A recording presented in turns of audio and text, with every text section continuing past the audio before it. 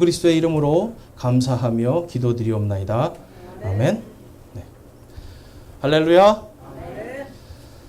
오늘은 이제 저희들이 침례식이 있는데요. 마침 말씀도 이 에베소서 말씀 속에서 우리가 죄들 가운데서 죽고 그리스도와 함께 살아나다라는 제목으로 함께 에베소서 2장 1절에서 7절까지 말씀을 함께 보도록 하겠습니다. 자, 여러분, 이제 우리가 중요한 것이 있어요. 그리스도인이 되었다.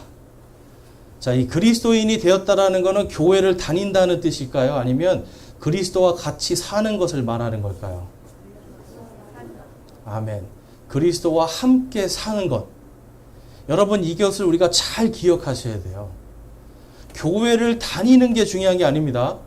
여러분, 교회를 물론 다니는 거는 기본이에요, 기본. 그렇지만 우리가 삶 속에서 예수 그리스도와 함께 살아가는 거예요. 이것이 되지 않으면 교회는 다니는데 세상 속에 가서 걱정과 근심 덩어리가 됩니다, 여러분. 오늘날 여러분, 교회가 세상 사람들이 교회를 근심하고 있어요. 왜 그럴까요? 교회가 예수 그리스도와 같이 되지 않기 때문에 그래요. 예수 그리스도와 함께 걷지 않기 때문에 그래요. 여러분, 예수님과 함께 걸으려면 방법은 딱 한 가지밖에 없습니다. 우리가 성경 말씀대로 살려고 노력하는 거예요. 그래서 이 성경 말씀이라는 걸 우리가 죽을 때까지 묵상하면서 오늘은 이 말씀에 아멘하고 내일은 저 말씀에 아멘하고, 여러분, 성경을 우리가 아무리 많이 읽어도요, 어떤 때는 그렇지 않아요? 이 말씀이 여기 있었단 말이야? 이렇게 찾아질 때가 있어요. 그럴 때는 하나님께서 우리에게 그 말씀을 통한 은혜를 주시기 위해서 우리의 눈이 밝게 보여지게 하십니다. 그래서 여러분, 우리들이 다른 것이 아니라 예수 그리스도와 함께 죄들 가운데서 우리 자신이 죽어야 돼요. 그리고 예수 그리스도와 함께 우리가 그분의 부활의 권능으로 일어나야 돼요. 그래서 예수님이 내 인생의 주인이시다라는 것을 고백하는 삶을 살아야 됩니다. 여러분 다 그렇게 살고 계시죠? 네. 아멘. 우리가 다 그렇게 살고 있어야 됩니다, 여러분. 그래서 이제 특별히 이 예수님께서는 그 모든 것을 침례 안에 우리가 몸으로 행함을 통해서 예수 그리스도와 함께 죽고 다시 살아나는 이 모든 것을 침례 안에 모형으로 다 담아 놓으셨어요. 그래서 이제 오늘 말씀 속에서 우리가 정말 예수님 안에서 죽고 다시 살아나는 삶, 이것이 무엇인지 좀 살펴보고요. 특별히 오늘 이 침례의 진정한 의미, 침례의 방법, 권위, 그것에 대해서 우리가 좀 한번 살펴보도록 하겠습니다. 지난주에 이제 제가 우연히 TV에서 어딜 갔는데 TV에서 세례를 주는 거를 봤어요. 이제 온누리교회에서 세례를 주더라고요. 그래서 앉혀놓고 물을 이렇게 손에다 찍어가지고 성부와 또 한 번 또 찍어서 성자와 또 한 번 또 찍어서 성령의 이름으로 세례를 주노라 이렇게 하더라고요. 네. 제가 이렇게 보면서 그래서 생각이 들었어요. 야, 참 여러 가지 방법이 있구나. 여러분들이 아시는지 모르겠지만 러시아나 이쪽 그리스에 가면 정교회라는 게 있습니다. 이 사람들이 원래 진짜 오리지널 카톨릭이에요. 이 사람들이. 그 사람들은 물에 3번 담굽니다. 성부와 성자와 성령의 이름으로. 저희는 몇 번 담그죠? 한 번 담그죠. 또 여러분, 카톨릭에 가면 또 머리에다 물을 붓고요. 또 우리 개신교에서는 또 물을 한 번만 이렇게 하는 데도 있고요. 도대체 이 침례, 세례, 왜 이렇게 많은 방법들이 있고, 왜 이렇게 다 다양하고 자기들 마음대로 이렇게 해석하는 대로 할까? 제가 이것을 보면서, 정말 예수님께서 왜 침례를 명령하셨는가? 그것을 한번 깊이 묵상할 수 있었습니다. 특별히 여러분, 이 침례가 이 교회의 시작이었다는 거 여러분 아시나요? 120명의 예수님의 제자들이 이제 오순절에 성령님이 내려오심을 통해서 거기서 그들이 성령님을 받고 곧바로 나가서 각 나라의 말로 설교를 합니다. 복음을 전해요. 그랬더니 그날 사람들이 예수 그리스도를 믿어요. 그리고 나서 제자들에게 약 3,000명의 사람들이 그날 침례를 받습니다. 근데 여러분, 그 침례와 지금 오늘날의 침례가 과연 같을까요?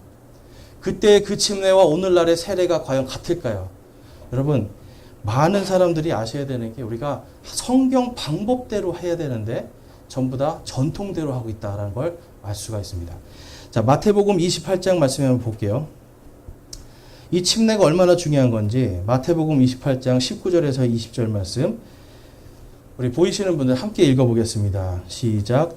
그러므로 너희는 가서 모든 민족들을 가르치고 아버지와 아들과 성령의 이름으로 그들에게 침례를 주며 내가 너희에게 명령한 모든 것을 그들에게 가르쳐 지키게 하라. 보라, 내가 세상의 끝까지 항상 너희와 함께 있으리라 하시니라. 아멘. 여러분, 침례라는 건 다른 것이 아니라 교회의 시작입니다. 다시 말해서 성도가 예수 그리스도를 믿는 순간 그때 성령님을 통해서 성령 침례를 받아요. 성령님이 내가 예수님을 믿습니다 라고 고백하는 순간 성령님이 내게 내려오셔서 성령님이 우리를 인치셔서 이 사람은 하나님 겁니다 하고 꽝 도장 찍는 거예요. 그 다음에 믿음의 첫 번째 순종으로 하는 게 침례입니다. 왜 그럴까요? 예수님의 명령이기 때문에. 그래서 여러분 제가 질문해 볼게요. 침례를 받아야 구원을 받습니까? 아니면 침례 안 받아도 구원 받을 수 있습니까? 침례를 안 받아도 구원을 받아요. 믿는 이 믿음의 고백을 통해서 성령님이 내 안에 들어오심을 통해서 거기에서 구원을 받는 거예요. 그래서 침례는 구원 받은 자가 받는 겁니다. 그래서 우리가 이걸 잘 아셔야 돼요. 그래서 제가 침례 얘기를 했더니 예전에 어떤 여자 전도사님이 그러더라고요. 막 화를 내면서 사막에서는 침례 못 주잖아요. 그래요. 그래가지고 아니 침례 안 받아도 되잖아요. 그랬어요. 그랬더니 침례 안 받으면 구원 못 받잖아요. 그래서 아니 이 세상에 그런 게 어디 있습니까? 내가 마음으로 믿어 의에 이르고 입으로 시인하여 구원을 얻는다고 했는데 그렇죠 여러분? 마음으로 믿어 의에 이르고 입으로 시인하여 구원을 얻습니다. 여기에는 침례가 들어가지 않아요. 구원의 방법이 아닙니다. 침례는 내 믿음의 고백이에요. 고백. 내가 예수님의 말씀에 순종합니다 하는 믿음의 첫 발걸음이 침례예요. 그러니까 믿은 사람이 믿고 구원받은 사람이 받는 게 침례라는 거예요. 그런데 오늘날 많은 사람들이 이거를 헷갈려 해요. 왜 그럴까요? 이게 교리가 바뀌고 변질돼서 그래요. 성경은 분명히 마음으로 믿어 의에 이르고 입으로 시인하여 구원을 얻으리라. 이것으로 우리의 구원은 끝나는 겁니다. 그런데 이것이 이제 변질되어 있는 거 볼 수 있는데, 자, 베드로전서 3장 말씀에 보면 다음과 같이 말씀합니다. 3장 16절과 21절. 선한 양심을 가지라. 이것은 너희를 가리켜 악을 행하는 자라 비방하며 그리스도 안에 있는 너희의 선한 행실을 거짓으로 비난하는 자들이 부끄러움을 당하게 하려 함이라. 그 일과 동일한 모형 곧 침례가 예수 그리스도의 부활로 말미암아 이제 또한 우리를 구원하나니 이것은 육체의 더러운 것을 제거하는 것이 아니요 선한 양심이 하나님을 향하여 응답하는 것이니라. 아멘. 선한 양심을 가지라고 그래요, 여러분. 선한 양심이 무엇일까요? 거기에 보니까 예수 그리스도 안에서 너희의 선한 행실이라고 그래요. 다른 것이 아니라 예수님을 믿는 자의 삶을 이야기하는 거예요. 여러분 당시에는 아셔야 되는 게 예수님을 믿는다 그러면 어떤 일이 첫 번째 생기는 거예요? 첫 번째로 핍박입니다. 예수님을 믿는다. 내가 그래서 공개적으로 강가나 바닷가에서 내가 예수님을 믿습니다 하고 침례를 딱 받고 올라오는 순간 잡혀서 죽을 수도 있는 거예요. 여러분 당시의 사람들이 아셔야 되는 게 예수님을 믿는 것 이것을 악하다라고 했어요. 오늘날 여러분 사람들이 우리가 교회 다니는 걸 악하다고 합니까? 예수님 믿는 걸 악하다고 합니까? 여러분 주변에는 없죠? 근데 인터넷에 들어가면 그렇게 예수님 믿는 사람들을 다 악하다고 욕을 해요. 오늘 이 시대가 점점 어떻게 보면 초대교회, 교회가 처음 시작될 때의 모습으로 가고 있어요. 예수님을 믿는 게 악하다고 그래요. 또한 예수님의 말씀대로 살라고 그러면 악하다고 그래요.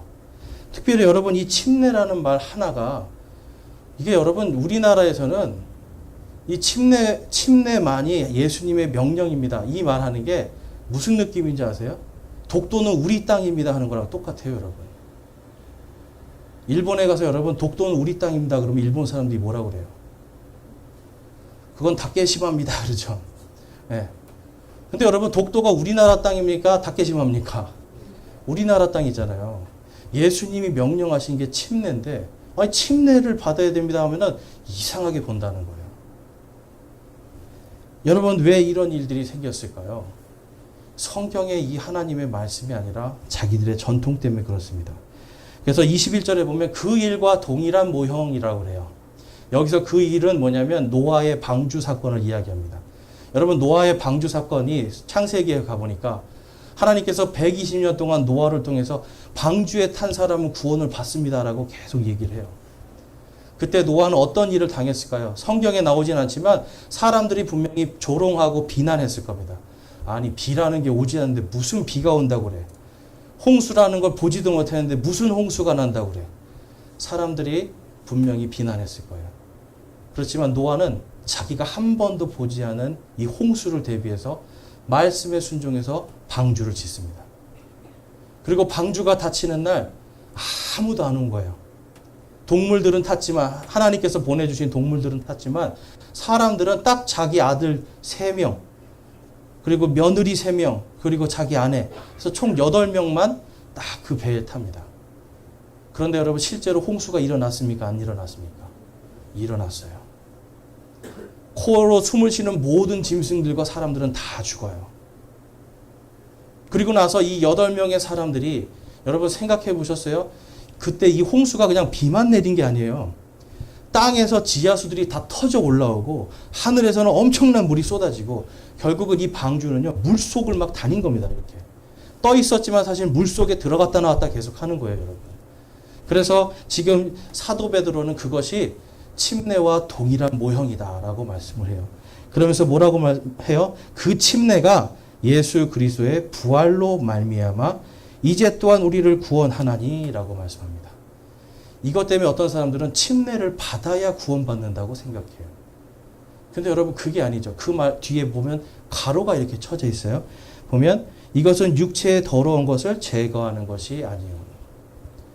여러분, 육체의 더러운 것을 죄를 이야기하는 겁니다. 성경에 보면 죄의 삭은 사망이라고 말씀해요. 여러분, 우리가 왜 죽나요? 저와 여러분이 왜 죽나요, 여러분? 아담 때문에 죽을까요? 우리 죄 때문에 죽을까요? 우리 죄 때문에 죽어요. 잘 보세요. 예수님이 십자가에 달려 죽으실 때 이렇게, 내가 너희들의 아담의 죄를 위해서 내가 죽노라 하고 죽으셨어요? 아니죠. 우리의 모든 죄, 내 죄예요, 내 죄. 아담의 죄는 아무 소용이 없는 거예요. 아담 때문에 우리가 죽는 몸을 갖게 된 거지, 그 아담의 죄로 죽는 게 아니에요, 여러분. 내가 지은 죄. 제가 늘 말씀드리죠. 하루에 인간이 몇 번 거짓말 한다고요? 200번. 여러분, 오늘 하루 동안 200번 죄를 짓는 거예요, 여러분. 내 죄로 죽어요. 내 죄가 감당이 안 되니까 죽는 거예요, 여러분. 그래서 우리는 모두가 사실은 태어나서 그 다음에 말을 하고 하는 이 모든 순간순간 속에서 죄를 짓기 시작합니다. 갓난아기들도 엄마한테 거짓말 하잖아요, 여러분. 거짓말하고 속이고 다 해요, 여러분. 죄를 짓는 무한한 능력을 갖고 태어나요. 그런데 그 죄가 여러분, 예수 그리스도의 피로만 구원받을 수 있는 겁니다. 그 피로만 죄를 용서받고 그 피로 죄가 다 사라져야, 그래야 영원한 생명을 얻는 거예요. 근데 여러분, 오늘 아까 이제 우리 찬양할 때 우리의 모든 죄를 맑히시는 주의 보혈이에요. 그거 하나밖에 없습니다. 그런데 당시에 이 이단들이나 잘못 믿고 있는 사람들은 침례를 받는 이것으로 죄가 씻겨진다, 이렇게 생각했던 거예요. 그런데 여러분, 지금 사도 베드로는 그것이 이제 구원받은 자가 그 다음에 침례를 받고 이러한 모든 것들 속에서 하나님의 은혜 가운데 살 수 있다는 것을 지금 강력하게 말하는데, 특별히 노아의 방주의 예를 드는 겁니다. 노아가 한 것은 주님 앞에 순종하고 믿은 것밖에 없었던 거예요. 자, 이게 앞에 한번 영상을 한번 보실게요. 세례는 네. 물에 담그다, 자, 이게 물에 이제 천주교회에서 물로 홍보하는 씻는다는 세례 뜻을 영상입니다. 가지고 있습니다. 초기 교회에서는 물에 잠기었다가 나오는 예식이었지만 점차 머리에 물을 붓는 예식으로 간소화됐습니다. 물로 씻음은 몸의 더러움을 없애고 마음을 정화시키고 죄를 깨끗이 용서받는 것을 의미합니다. 물에 잠김은 예수 그리스도의 죽음과 하나됨을 상징하는데요. 물에서 나오면서 우리는 그리스도와 함께 부활하여 새 사람이 됩니다. 물은 세례성사의 표징입니다. 세례를 통해 그리스도와 함께 죽고 그리스도와 함께 새 생명으로 태어나 하느님의 자녀가 되고 모든 죄를 용서받아 하느님의 영원한 생명에 들게 되는 것입니다. 네. 자, 여러분, 우리가 읽었던 말씀하고 지금 동일한가요? 세례를 받음으로 뭐가 된다고 그랬죠? 죄가 씻김 받는다라고 했죠. 근데 사도 베드로는 뭐라고 그래요? 이거는 죄를 씻는 것이 아니라고 그러잖아요. 앞에 있는 다시 한번 말씀 한번 볼게요. 우리 베드로전서 말씀 한번 다시 띄워봐 주세요. 보면 선한 양심이 하나님을 향해서 반응하는 겁니다, 여러분. 선한 양심은 하나님 앞에 순종하는 양심을 말하는 거예요. 그런데 이것이 마치 죄를 씻는 의식으로, 그래서 여러분 세자가 무슨 세자냐면 우리 세수할 때 그 세자예요. 죄를 씻는다. 그런데 찬양에서 우리가 보니까 여러분 우리의 죄를 씻기시는 건 오직 딱 하나죠. 예수 그리스도의 보혈이에요. 예수님의 피로만 우리의 죄가 다 용서받을 수 있어요. 그래서 물로 뿌려서 그 다음에 내가 세례를 받고 구원을 받고 내가 하나님의 자녀가 된다는 것은 성경하고 전혀 맞지가 않습니다. 그러니까 이 사람들은요, 나중에 초대교회가 아니라 한 300년 뒤에 생긴 그때 당시에 초대교회가 이단이라고 정죄한 사람들이 나가서 만든 게 천주교예요. 그러니까 이 사람들은 여러분 뭐예요? 하나님의 권위도 아니고 하나님의 믿음도 아니고 자기들 마음대로 주기 시작해요. 그래서 그 다음부터 여러분 세례라는 것이 이 땅에 이 사람들 때문에 생기게 됩니다. 근데 아까 보니까 처음에 뭐라고 그래요? 초대교회는 뭘 했다고 그래요? 다 담궜다라고 자기들도 얘기를 해요. 다 담궜던 거예요, 처음엔. 침례. 그러다가 나중에 황제가 한번 세례를 받은 다음부터 그 다음부터 그냥 다 세례를 받는 거예요. 왜 그럴까요? 그때 당시에 교회의 왕이 로마의 황제였기 때문에 그래요. 왕도 세례를 받는데 감히 너희들이 침례를 받아? 아닌 거죠. 그래서 자기의 권위로 이제 세례를 주게 하는 겁니다.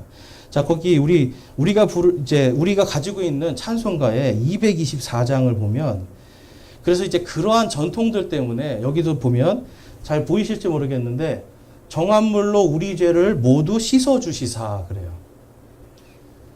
예수 그리스도의 보혈에 피로 씻습니까? 물로 씻습니까? 피로 씻죠. 그러니까 믿음을 지금 성경으로 갖고 있는 게 아니라 전통으로 갖고 있으니까 찬송가도 이렇게 번역을 하고 이렇게 짓는 거예요. 그런데 우리의 죄를 씻는 건 오직 예수님밖에 없습니다.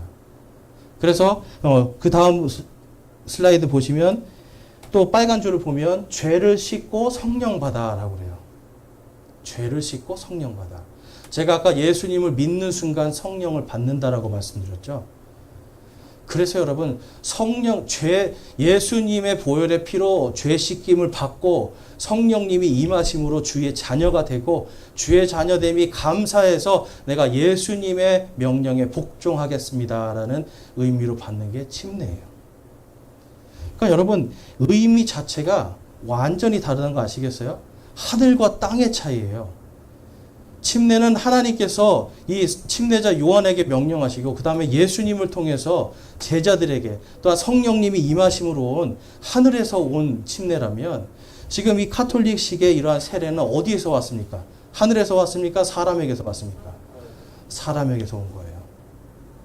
그래서 우리는 그들의 침례를 인정을 할 수가 없는 겁니다. 자, 다음에는 이제 우리 침례 영상을 한번 보여주실게요. 자, 한번 보실게요.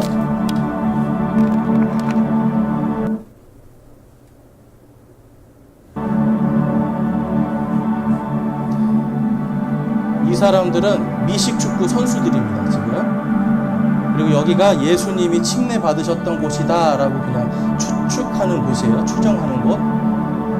어떻게 하는지 한번 보세요. 죄와 구원의 고백을 하고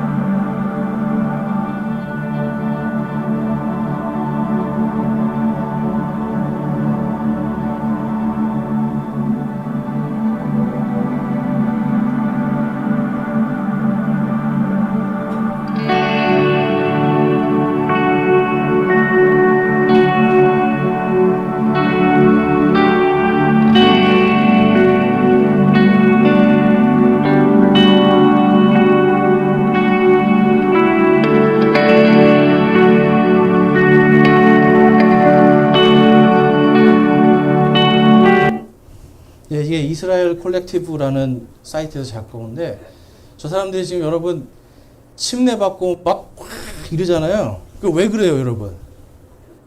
나 이제 살았다 이거예요, 여러분.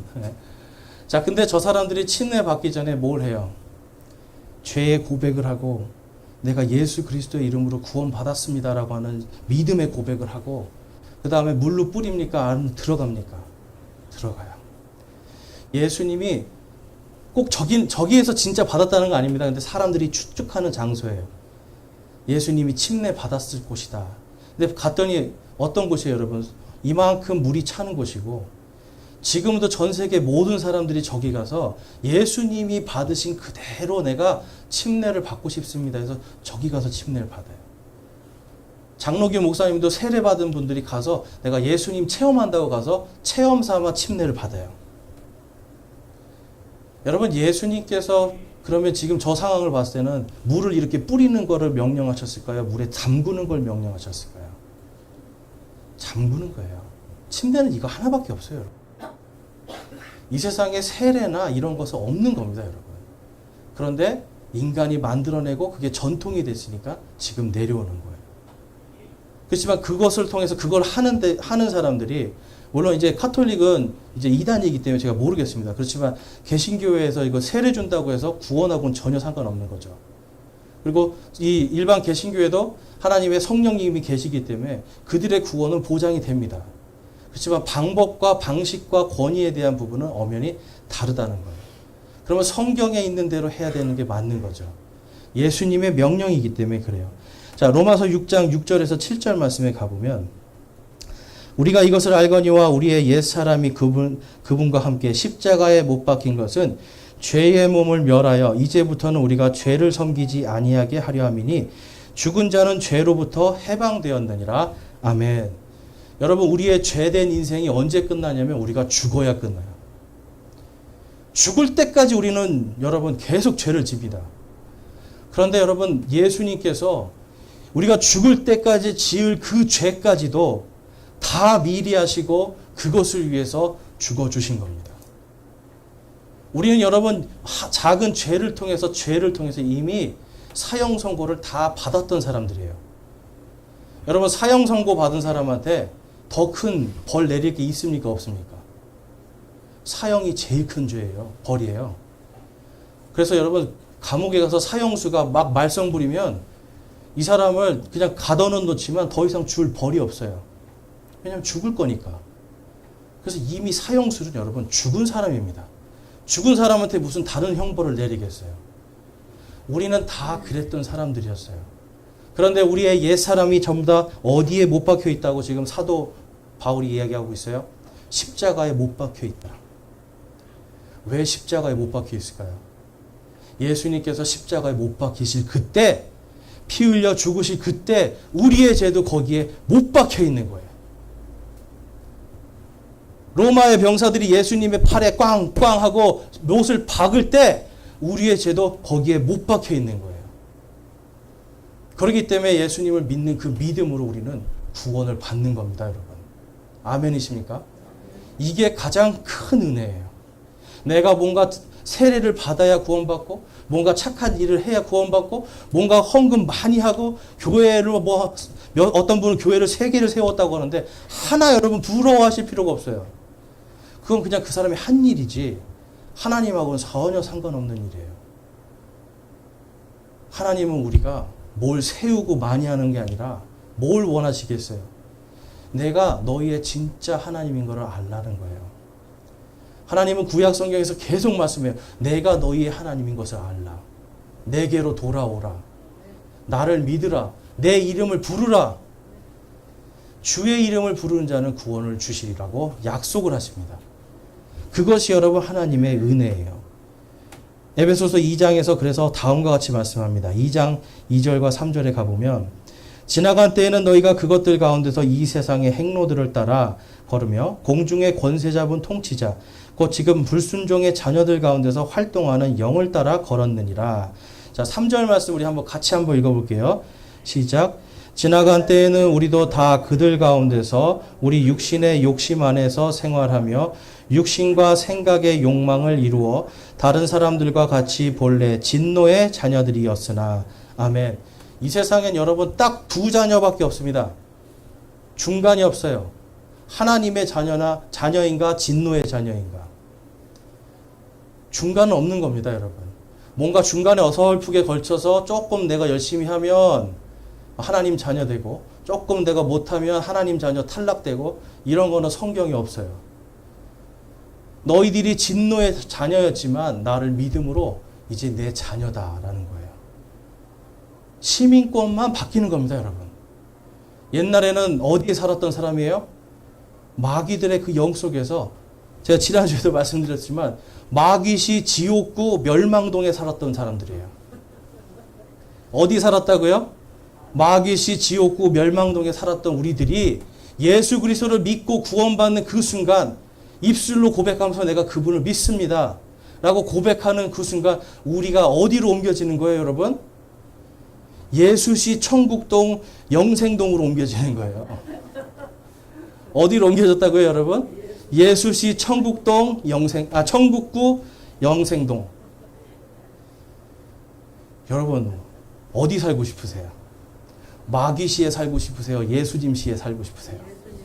그럼 지금 여러분이 마귀시에 살고 있습니까? 예수시에 살고 있습니까? 아멘.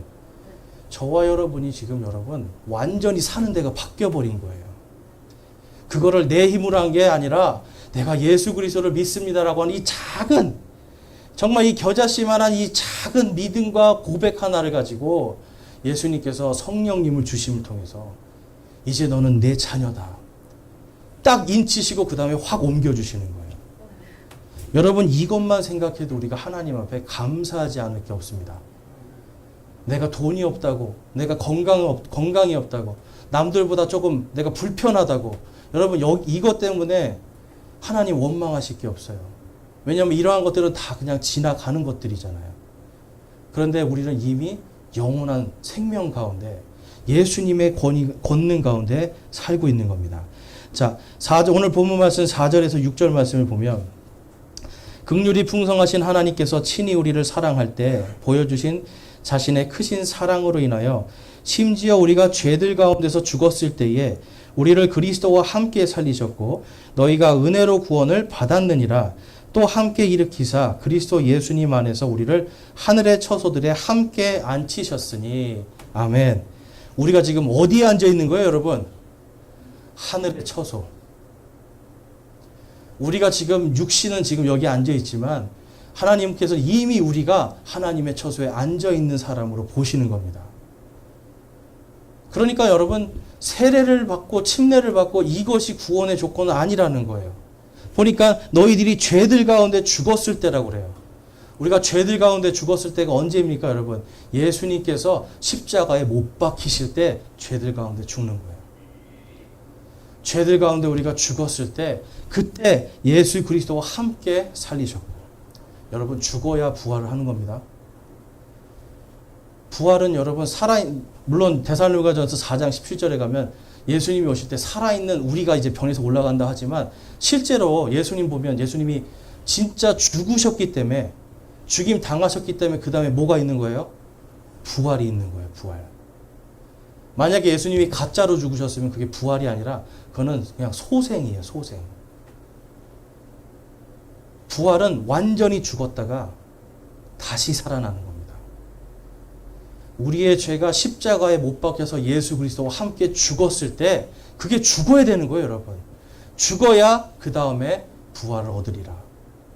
그런데 이 모든 것을 하나님의 은혜다라고 성경은 말씀하고 있습니다. 로마서 6장 8절과 9절 말씀 한번 가볼게요.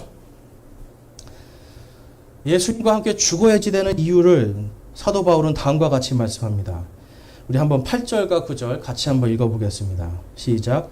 만일 이제 우리가 그리스도와 함께 죽었으면 또한 그분과 함께 살 줄을 믿노니 그리스도께서 죽은 자들로부터 일으켜지셨으므로 다시는 죽지 아니하시고 사망이 다시는 그분을 지배하지 못하는 줄 우리가 아노라. 아멘. 우리가 그리스도와 함께 죽어야 그분과 함께 다시 살아납니다. 침례는 물속으로 들어갈 때 내가 내 몸으로 간증하는 거예요. 저는 예수님과 함께 죽었습니다. 내 죄는 십자가에 못 박혀 있습니다. 나는 이제 죽었습니다. 매장당하고 그다음에 다시 일어나는 거예요. 다시 일어나서 그 다음부터 누구랑 사는 거예요? 예수님과 함께 사는 거예요. 여러분, 예수님과 함께 사는 게 제일 중요해요. 그래서 9절 말씀에도 보면 이제 거기서 보면 그리스도께서 죽은 자들로부터 일으키셨으므로 다시는 죽지 아니하시고 사망이 다시는 그분을 지배하지 못하는 줄 우리가 아노라. 사망과 죄의 권능이 이제 우리를 지배하지 못하는 겁니다. 왜 그렇습니까? 우리 안에 예수 그리스도의 성령께서 계시기 때문에 이제는 죄와 사망의 권능이 우리를 감히 지배할 수가 없어요. 오직 성령님만이, 오직 예수님만이 우리를 지배하실 수 있는 유일한 주님이 되시는 겁니다. 여러분, 예수님이 우리의 주인이 되시게 하는 것, 그것이 여러분, 그것을 그대로 보여주는 게 침례예요. 자, 히브리서 6장 말씀에 가보니까 6장 1절과 2절 먼저 보면, 그러므로 우리가 그리스도의 교리의 기초 원리들을 떠나 완전함으로 나아가서 죽은 행위들로부터의 회개와 하나님을 향한 믿음과 침례들에 관한 교리와 안수와 죽은 자들의 부활과 영원한 심판의 기초를 다시 놓지 말지니라. 아멘. 침례에 대한 교리들을 다시 놓지 말라고 그러는데요. 침례의 교리 안에 안수나 죽은 자의 부활과 심판에 대한 모든 게 다 들어가 있습니다. 의미가 들어가 있어요. 왜 여러분 히브리서, 지금 이거는 사도 바울이 썼는데 왜 이 말을 썼을까요? 너희들 잘하라고 썼는데 당시에 이렇게 믿지 않는 사람들이 있었기 때문에 그래요. 그래서 너희들은 이렇게 믿어라 그러잖아요. 그렇죠? 그러니까 당시 어떤 사람들이 있었냐면 그리스도의 교리의 기초 원리, 오직 예수님의 십자가로 그 피로 죄 씻음을 받는다라고 하는 이 기초 교리예요. 기초. 그렇죠? 기초 교리에서 떠나 완전함으로 나간다고 그래요. 그래, 구원 받았는데 선한 일을 해서 완전해져야 돼.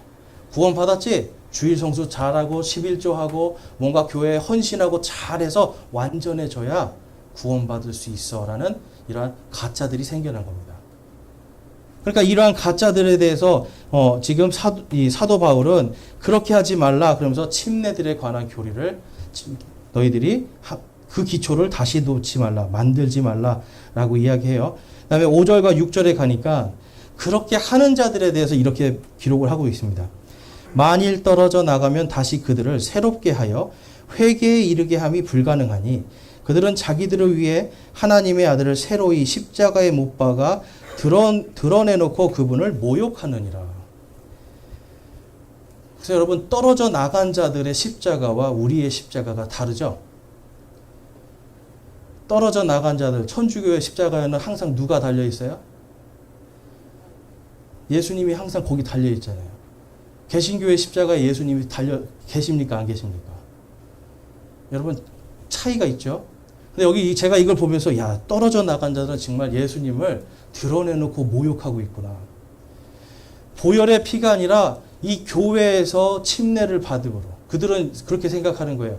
천주교회에서 세례를 받음으로 구원을 받아요. 그래서 여러분이 만약에 나 이 개신교 싫어, 나 침례교 싫어, 그래서 천주교 가시잖아요.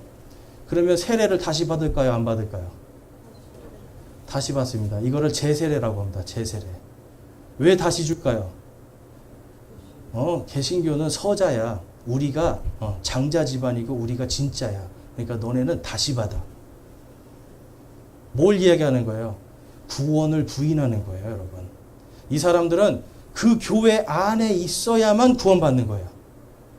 그 교회 안에 있어야만 구원받는 거를 자꾸 가르치니까 당연히 다시 받으라고 그래요, 여러분.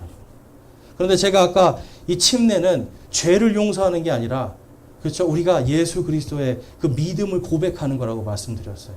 우리의 죄는 오직 예수님의 피로만 씻김받고 구원받을 수 있는데 사람들이 그런 것을 행하면서 전통대로 하다가 떨어져 나간 자들. 그런데 그 떨어져 나간 자들이 회개에 이른다고 합니까? 이르기가 불가하다고 이야기합니까? 이르기가 불가하다라고 말씀해요. 그래서 오늘날도 못 돌아오는 거예요, 여러분. 그걸 버리면 자기의 모든 걸 다 잃어버려야 되니까 못 돌아오고 있는 거예요. 구원받지 못할까 봐 벌벌 떨고 있는 겁니다. 그래서 여러분, 오직 예수님의 말씀대로만 해야 된다라고 하는 교회들이 그들에게 말을 하는 거예요. 예수님의 보혈로, 예수님의 그 은혜로 구원받는 것이지 이 물 같은 걸로 씻어서 되는 것이 아니다. 교회가 구원해 주시는 것이 아니라 예수님을 믿는 믿음의 은혜로 구원받는 거다라고 하면서 수많은 사람들이 이제 카톨릭에 있는 그 세례받은 사람들에게 다시 침례를 주기 시작했습니다. 그랬더니 어떤 일이 벌어졌을까요? 카톨릭 교회는 힘이 있었잖아요. 그래서 그러한 사람들을 죽이기 시작한 거예요. 그러면서 그때 죄명이 뭐였냐면 침례교인이었습니다. 여러분, 침례교라는 건 어떻게 보면 그냥 우리가 침례교입니다라고 한 게 아니라 우리를 죽이는 그 가짜들이 진짜에게 너희들은 침례교인 딱 마크 찍어서 죽인 거예요. 침례교회는 거기서 생깁니다, 여러분. 그들이 세례가 아니라 예수님의 주신 그 침례로 예수님의 말씀대로 은혜로 구원받는다라는 것을 주장하는 사람들을 죽이면서 생겨난 게 침례교회예요, 여러분. 그러니까 침례교회는 수천 년 동안 그것 때문에 약 1억 5천만 명이 죽습니다. 침례 때문에. 오직 예수님의 이름, 이거 얘기했다가 오직 성경, 오직 예수, 오직 믿음, 오직 은혜, 이거 얘기했다가 1억 5천만 명이 죽어요, 여러분. 저와 여러분이 그렇게 믿고 있죠, 여러분. 이 믿음이 기초가 돼야 되는데 이 기초 원리에서 떠나가니까 오히려 그 가짜들이 진짜를 죽이는 이러한 일들이 생겼습니다. 그렇지만 하나님은 여러분 이 교회를 계속해서 지켜주시고 그 교회들이 지금 내려와서 오늘 이곳에 연서제일침례교회라고 하는 이 교회가 생기게 해주신 거예요. 그래서 여러분, 우리 안에서 정말 다른 것이 아니라 하나님께서 우리에게 주신 이 침례교회, 이게 그냥 나 그냥 침례 받았어, 이게 아니에요, 여러분. 이거를 이루기 위해서 수많은 사람들이 하나님의 말씀에 순종하고 죽임당했단 말이에요. 그래서 우리는 그것에 대한 자부심을 가지고 나도 내가 살아도 주를 위해서 살고 죽어도 주를 위해서 죽어야 되겠다고 하는 이 믿음의 소망으로 사셔야 됩니다. 그래서 오늘 본문 말씀에 그래서 7절 말씀 한번 다시 가보면 7절 말씀에 이렇게 말씀합니다. 우리 같이 한번 읽어보겠습니다. 시작. 이것은 그분께서 그리스도 예수님을 통해 우리에게 베푸신 친절 속에 담긴 자신의 은혜의 지극히 풍성함을 다가오는 시대들 속에서 보여주려 하심이라. 아멘. 침례는요, 여러분, 다가오는 모든 세대들에게 예수 그리스도의 그 친절과 은혜의 풍성함을 보여주는 예식입니다.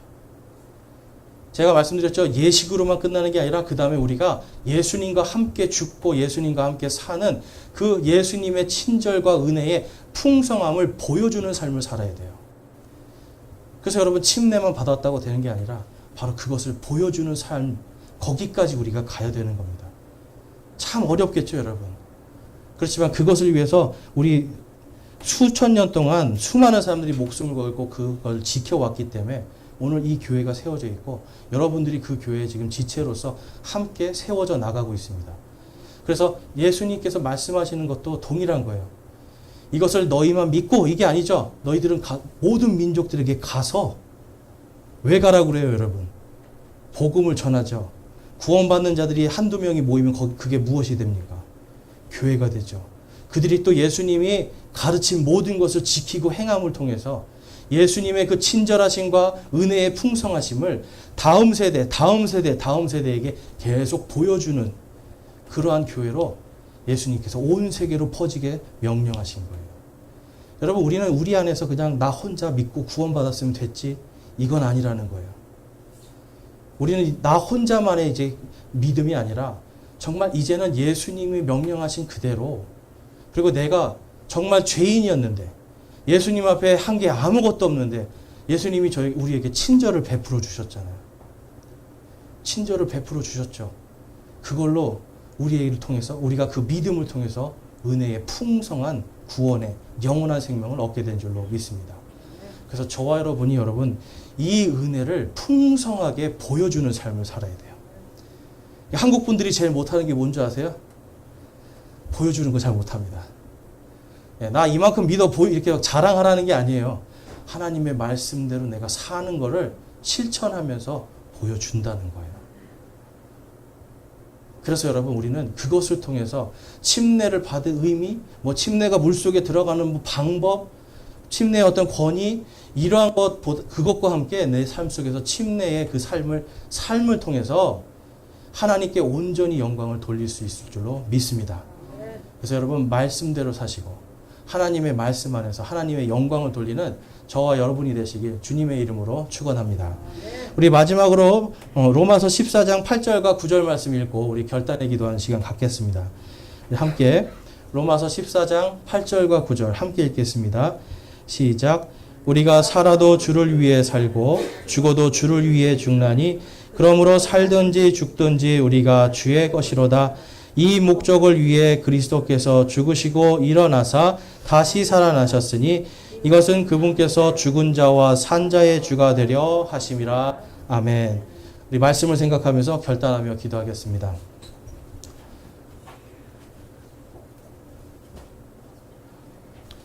버튼을 한번 눌러볼까요? 네. 일단은 쳐주세요. 네. 자, 일단 여러분 오늘 우리 결단할 때 한번 예수님께서 왜 우리를 위해 죽으셨는가 생각하면서 다시 한번 우리의 구원에 대해서 감사하는 기도 드리기 원합니다.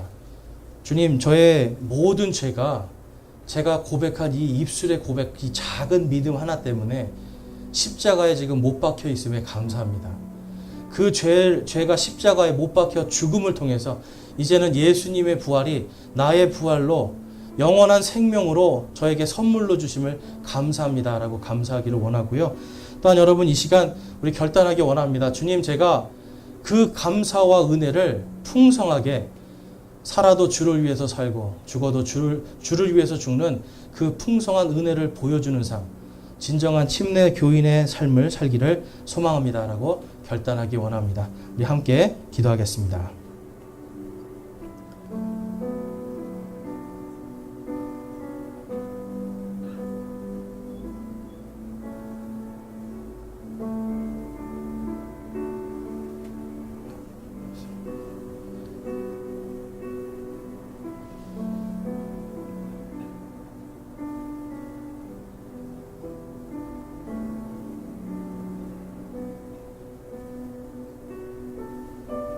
오늘 말씀을 통해서 내가 예수 그리스도의 그 보혈의 피로 죄 씻음 받고 온전히 구원받았음을 내가 확신합니다. 나의 모든 죄가 그리스도의 십자가에 못 박혀 있음을 확신합니다 하시는 분들은 우리 손을 들어서 하나님께 우리의 믿음을 고백하겠습니다. 감사합니다. 손 내려주시고, 내가 예수 그리스도의 그 부활하심을 통해서 내가 그분과 함께 나는 이미 죽은 자였는데, 나는 멸망받을 진노의 자녀였는데 이제는 하나님의 자녀로 예수님과 함께 살아있는 부활의 소망을 가진 자로 구원받았음을 확실합니다 하시는 분도 손을 들어서 하나님께 마음을 드리겠습니다. 감사합니다. 손 내려주시고, 내가 이제는 살아도 주를 위해서 살고 죽어도 주를 위해서 죽는 진정한 예수 그리스도의 자녀로서 주님의 참된 성도들로서 살아가기를 소망하고 결단합니다 하시는 분도 우리 손을 들어 하나님께 마음을 드리겠습니다. 감사합니다. 손 내려주시고요. 저와 여러분이 결단한 모든 것들